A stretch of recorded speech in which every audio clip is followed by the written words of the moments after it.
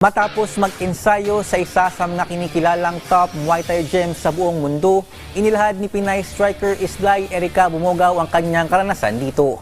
Para sa mga detalye, narito ang report ni teammate Rafael Bandairel. Namalagi ng mahigit isang buwan si Islay Erica Bumogaw sa pinakatanyag na Muay Thai gym sa buong daigdig, ang Tiger Muay Thai sa Phuket, Thailand. Dito nagkaroon ng pagkakataon ang Pinay striker na hasain ang kanyang mga sandata kasama ang ilan sa pinakamahuhusay na coaches at trainers sa eksena ng Muay Thai.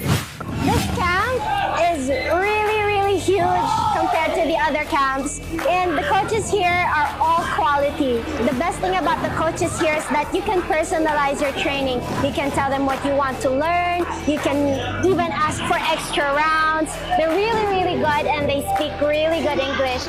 Communication is not a problem here. Ibinahagi rin ng 24 anyos na tubong Baguio City kung ano ang kanyang mga paboritong bagay sa kanyang pamamalagi sa tinuguriang The Land of Smiles. Well, number one is Muay Thai. I really love Muay Thai. I love the culture of Muay Thai. The cuisine, the tradition, the customs here are really good. Very similar to the Philippines. Samantala, nanawagan din si Bumogaw sa kanyang mga tagahanga at kababayan na subaybayan ang kanyang mga paparating na laban.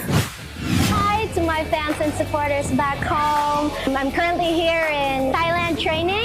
I hope you continue to support me and my team and watch me in my next fight.